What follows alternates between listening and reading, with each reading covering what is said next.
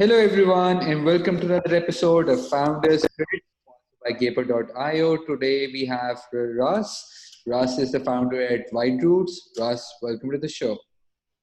Thank you. Thanks for having me on the show. So, give me a brief background about yourself, what you've been doing prior to White Roots. If you can share that a bit of that with us. Sure. So I have about 25 years of experience in corporate America with two large companies. I started my career with DuPont. I have a chemical engineering background, so I started with DuPont, and I most recently worked for W.R. Grace for 18 years before leaving in this past June to launch Wide Roots, which is my wine import business. So I was able to I had obviously worked in technical roles, but progressed through leadership roles and got the experiences in functions like finance, marketing, and supply chain. I had the opportunity to pursue a passion with wine and decided to get into the importing business. And I've been building that business for much of the last year or so. And I'm looking at actually hard launching the business in November with product in market here in Maryland. Nice, nice, nice.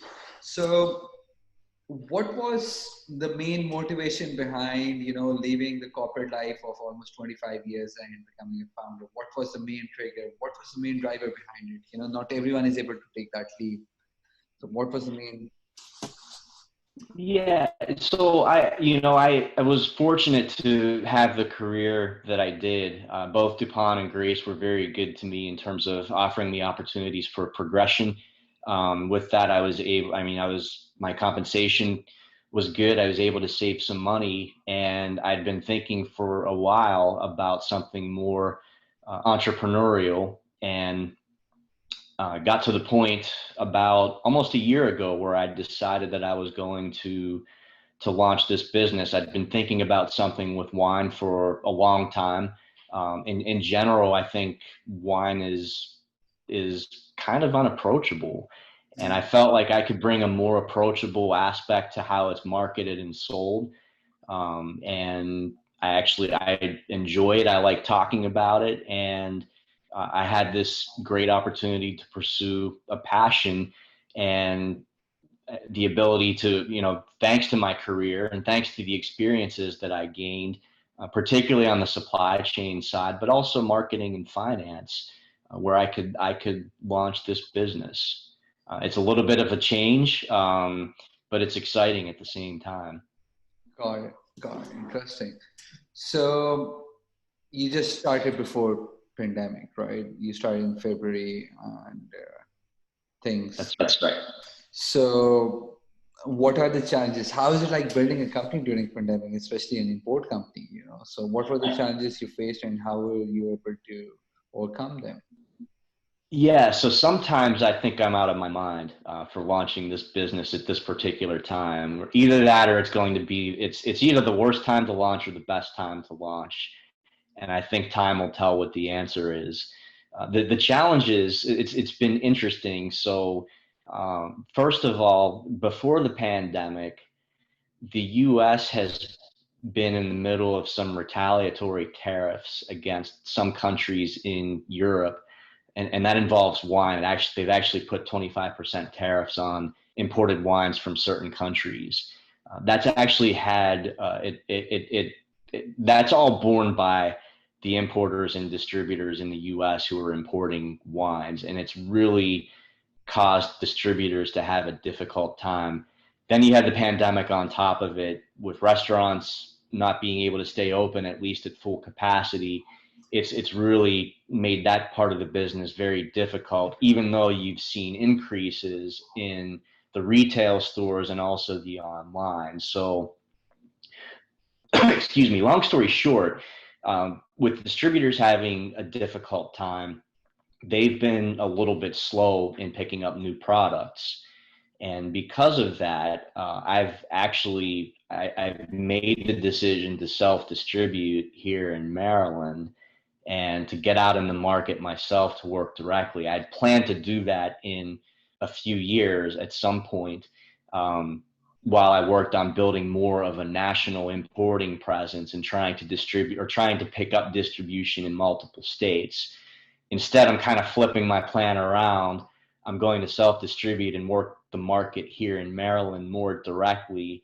And then as things improve, as the situation improves, look to pick up distribution in other states so that I can expand my presence elsewhere. So I've had to flip my plan around, but I'm excited about the producers that I've picked up.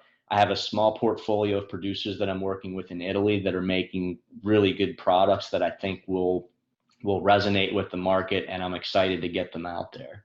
Got it. Interesting, interesting. So, uh, so this is a question which I primarily ask all the founders. So, especially most of them are into technology space, right? But uh, were you able to do sales and everything via Zoom, or what were the challenges? And then second point would be in regards to the mental health, because staying at home, and especially you yourself being into the corporate world for 25 years, there used to be a work-life balance. Okay, you're in office, you're fully focused towards office. Once you're back home, it's family time, right? But because of COVID, everyone has been forced to stay at home, So at what point did you realize that you need a work-life balance with things? Yeah, so the first question I think was around the use of Zoom for selling. I've actually used it more for supplier evaluation, Okay.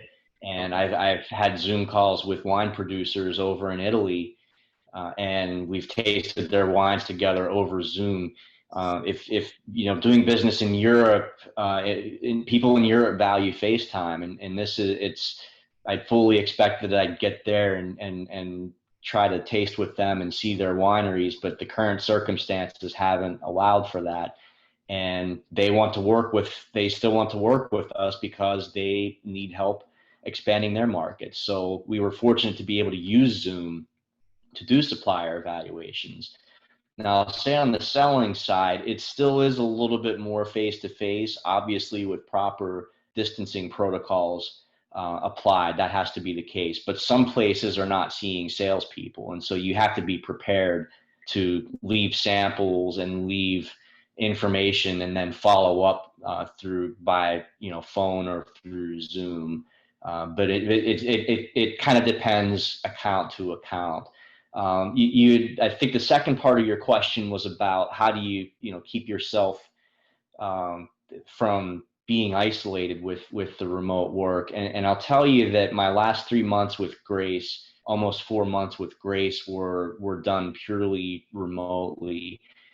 It For me personally, living in South Baltimore, I was able to get outside pretty much daily and be able to walk around, and I'm happy to live in a place where people were treating the virus seriously and Okay. taking the right precautions. And so I felt safe and I felt like I could take the right precautions. Yeah. I was able to get out, but I know a lot of the other, or not, I wouldn't say a lot, but I know some other employees with Grace may have been having a little bit more of a difficult time. And we really have to be thoughtful about that. I think that's one of the things about remote work is I see remote work Yeah. accelerating as a trend, and we have to be careful to make sure that people don't lose that sense of connection with their colleagues. And that can be done from a manager's perspective just by checking in with the employee fairly regularly on a platform like this where you can see the other person, you can read expressions, and you can really see how they're doing. And I think a good manager is going to be mindful of that and cognizant of that, and that they'll do that. Interesting. Interesting. So, uh, last question, because I've told you we try to keep our podcast within 12 minutes, very focused, very.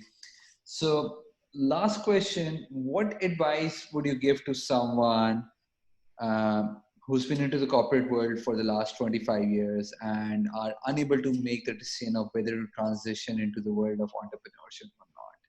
So, what advice would you give to those individuals? The advice I would give is to follow your passion. because every day that I build this business is a fun day. I'm just enjoying myself. I'm enjoying myself so much. I'm very lucky to be able to do what I can do.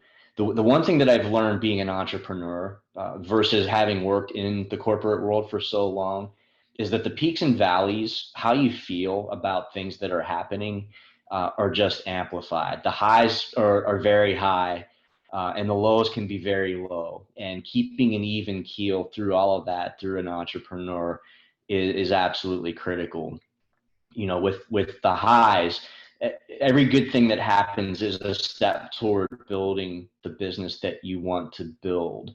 And it's just that, it's a step. It's not the be all end all of where you want to be. And likewise, the valleys are, they're not going to wipe you out. I think, you prepare for contingencies and you prepare for downsides, and you look for opportunities, and you read the market and you read competition, and you look for opportunities for where you can contribute value. And if you believe in what you do, it really helps you to ride that out and to keep an even keel. It's been something that I've had to really be mindful of, and it helps me to be able to do that. All right. Ross, thank you so much for being on the show. Take care of yourself and stay safe. Thank you, Mustafa. It was nice to meet you, and stay well.